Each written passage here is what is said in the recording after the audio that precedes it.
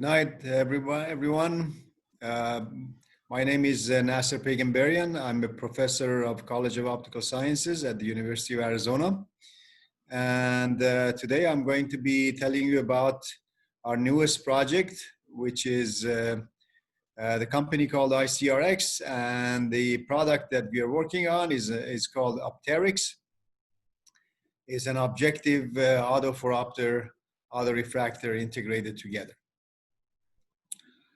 The purpose of this is that the technology that is being used currently in measuring the human eye refractive errors is more than 100 years old. It's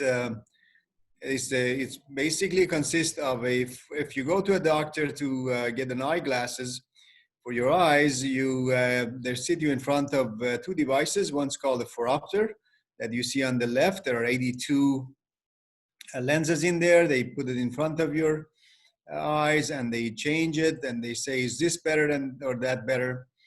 And going through that process repetitively, then they come up with a prescription for your eye. And there's also one on the right that is the optical, refractor. And that one sort of brings it close so that they can use the phoropter to come to the final prescription. This technology, as I mentioned, is old, is bulky, is expensive, it's time consuming. It takes you about 20 minutes to half an hour to do an eye exam. It's not very accurate. So if you do it twice or if you go to two different doctors, you will get probably a couple of different type of prescriptions. The accuracy of this is about 0.025 diopter. So our mission here is to come up with a device that integrate these two components, phoropter and refractor, and combine them together, make it integrated, and something that doesn't require any input from patient. So basically, patient, by just looking into a device, in a matter of a few seconds, we should be able to tell what the prescription of that person's eye is. No input from the patient at all. And this is supposed to be objective, so that if you do it many times, you get still the same number, because it accurately measures the properties of your eye and also the refractive error that it has. The founder of this company was started about 15 months ago with venture capital funding from UAVC, Fletcher and Michael Deitch. The founder of this company are Dr. Gholam Peyman, who is a retinal surgeon, and he's the recipient of the Presidential National Medal of Technology and Innovation for invention of the LASIK surgery. He's well known in the community. The second founder is Dr. James Schwegerling, who is a professor of optical sciences as well as a professor of ophthalmology at the University of Arizona. And he has invented many optical devices for eye care, including the trifocal device that is implanted into the eye. And myself is the third founder, who is a sort of a serial entrepreneur and have started many companies. So our technology development, last 15 months ago when we started the company, we had a device that is shown on the top. We worked on it at the university for several years. And then when it became close to being commercialized, then we sought funding for it, and we got funding from UAVC.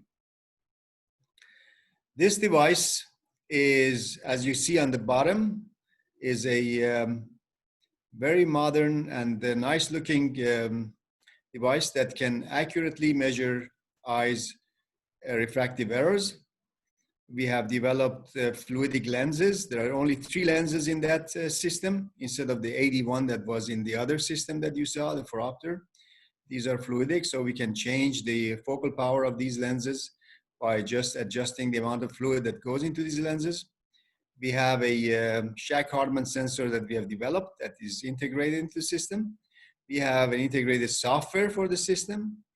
We have added Stellan charts, which is when you go to a doctor to check your eyes, they ask you to look at the chart that is across the room. You look through it and then you read lines.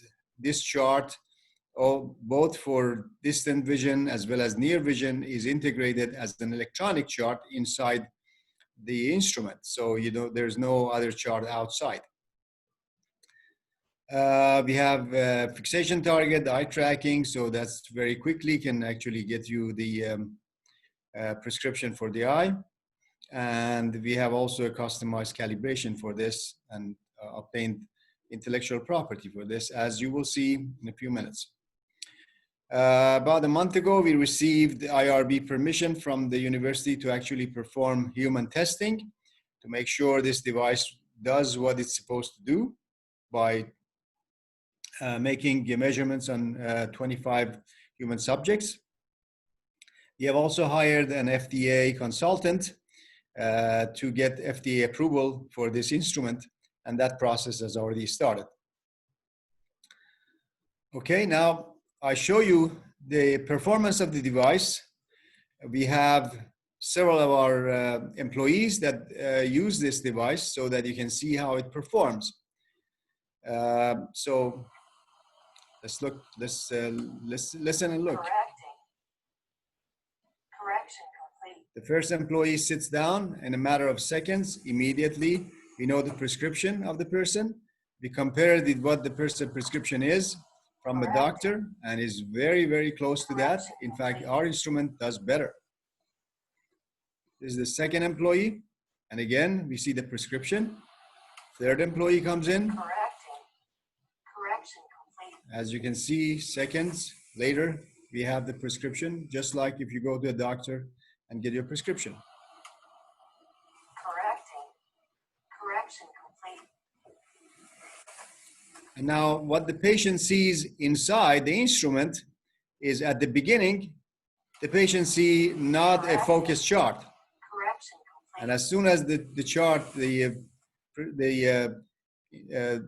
correction is made, then the patient sees pretty clear image 20/20. So that shows we are starting to actually do the IRB formally, and that will happen pretty soon.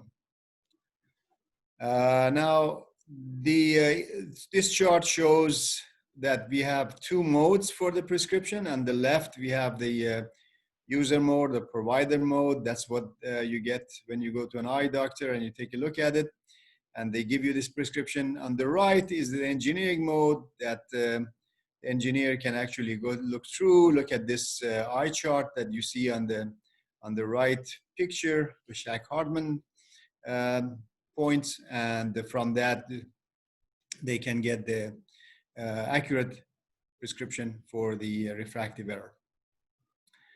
We have a number of IP and patents that have been issued, and we are basically allow us to be in this market and try to commercialize this product. We also have several trade secrets, including how to make these fluidic lenses that are robust and manufacturable. We have made our own Shack-Hartman sensor and the integrated software for the whole instrument, and other subsystems in the Opterix device. So at this stage of the game, we have made the alpha prototype that I just showed you, and is going to be used in human testing in the next during this month of January, this month of December and next month of January. As I mentioned, we also hired an ophthalmic FDA consultant that knows about how to get the process going with FDA approval. Our device should be a class 1 instrument, so hopefully the process would not take more than 3 months to get this done. And when that's done, then the product could be commercialized and sold. looking at the next 6 to 9 months, we now have a device that can be used in ophthalmologist offices, optometrist offices. We can also operate it in a kiosk. This is a operation that has never been done before, but you go to a Walmart or other places, and there could be a kiosk there that you go sit down immediately. You could get a prescription, and that prescription could be sent by your cell phone to lens crafters or other places to make your lens. So the whole process could be done very quickly and also at the very low cost. So it's going to reduce the cost of getting prescription for your eye. And finally, as you see on the right down spot, the box, you can see that the next version of this could be also a digital mobile one that is going to be low cost and that's going to be very small in size. The market for the worldwide eye exam equipment is about $2.5 billion. And just the phoropter part of the market is about 240 million yearly. This market is going to grow significantly due to the aging population.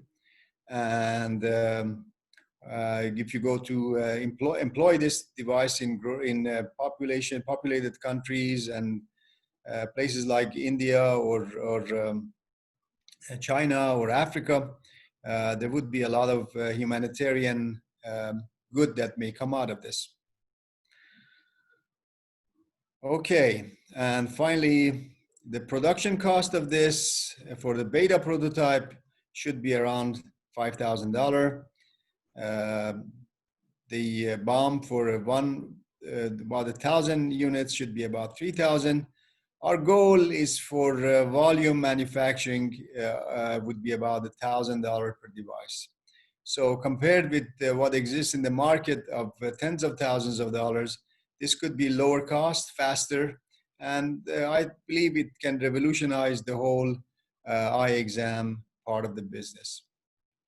So that's the final slide, shows that we are at the IRB human testing and going through the FDA approval and marketing and commercialization right after that. Thank you very much for your attention. Questions?